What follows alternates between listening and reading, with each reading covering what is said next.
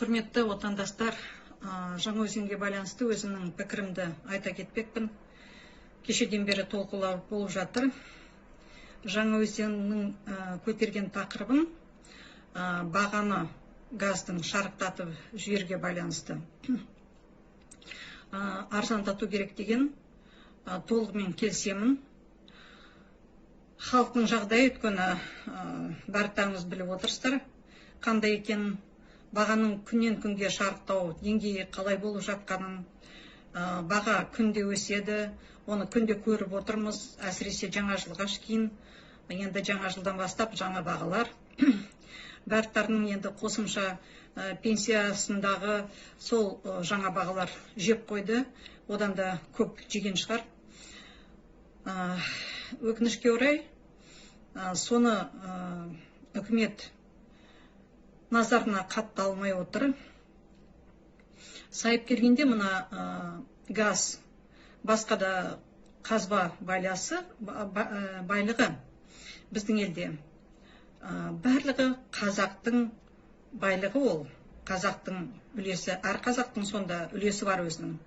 Сондықтан мына нақтылы бағасын, себестоимость дейді орысша, соны тексеру керек міндетті түрде. Сарапшылар, халықтан шыққан экономистар, неден ол құралады сол баға. Сосын баға тексерушілер, баға эксперттері халықтан шыққан. Сосын халық өзінің сөзін айту керек. Сосын нақтылы осындай энергия күштері, мына бензин, жанар май, күндегі пайдаланатын электроэнергия көздері, олар барлықтары халықтың ашық талқылауынан өту керек. Ол үшін мына баға, өзіндік бағалары, себестоимость, ол барлығы ашық болу керек. Ол барлығы мына халықтың сараптауынан, халықтан шыққан экономистерден барлығынан өту керек. Ол барлығы ашық болу керек. Өйткені халық осыны пайдаланады. Сондықтан мінеки осындай толқыныстар болмау үшін соны міндетті түрде жасау керек. Сосын мен мұнда өзім бір сенетін әлеуметтік желідегі бір бауырының жазғанын, енді ол өтірік жазбайды деп ойлаймын, өзіндік бағасы 12 жылы 7 теңге болыпты газдың. Енді қараңыз, жыл сайын мінеки содан бері 10 жыл өтті. Жыл сайын инфляция 7-8%, үкімет бізге береді 7-8% инфляцияны. Жарайды, ол инфляция, әр жылдың инфляциясы қалыптасқан бағаның үстіне қосылсын. Соны барлығын есептегенде 10 жылда 100%, жарайды 200 максимум пайызға жетсін дейік. 200% ол 21 000 теңге деген сөз ғой.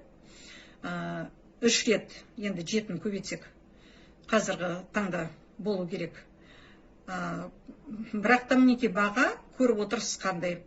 60 теңге болып кетті. Менің ойымша. Бұл енді мына өндірушілер, енді аран ашылған олигархтардың арандары одан сайын ашылып, сондай баға қалыптасып жатқан сияқты. Мен өзім солай ойлаймын. Сол не мына делдалдар болса, сол делдалдардың да көтеріп өзіне ақша енді пайда тауып отырған несі, қалай, нәтижесі. Сондықтан делдалдар, ойымша, олар жойылу керек. Өндірушілердің өздерінің бір, білмеймін, цехтары, тағда басқа бір нелері, басқармалары болу керек тарататын өз өнімдерін. Сонда ғана мына сол жағынан да, делдалдардың жағынан да бағаны азайтуға болады. Сосын екінші мәселе, мына біз мынадай сұмдықты нетіп жатырмыз, көріп жатырмыз әлеуметтік желіден, әскер тартылып жатыр деп. Но не деген сұмдық? Бізде құқық бұзушылық бізде ешқашан болмайды. Бізде адамдар енді осындай митингқа шыққан адамдар.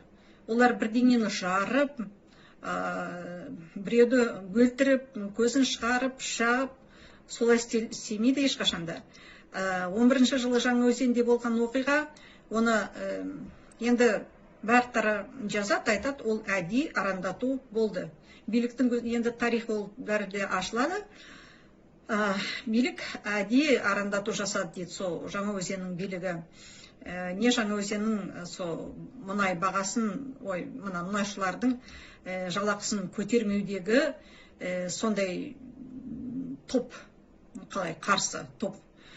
Сондықтан адамдардың ашу-ызасын тудырмай, құрметті Қасым-Жомарт Кемелұлы, ешкімді жазаға тартпай, әділдік бағаны 50 теңге ме, 50 теңге, 60 теңге жарайды, 60 теңге болсын. Вот сондай бағаны қоюларыңызды мен өзім талап етем. Сонымен біздің Кереку өңіріндегі көп азаматтарының атынан білдіргім келіп отыр. Қарсы болмайды деп ойлаймын. Және сол азаматтардың атынан мен жаңаөзендіктерге қолдау білдіріп отырмын. Кереку қаласынан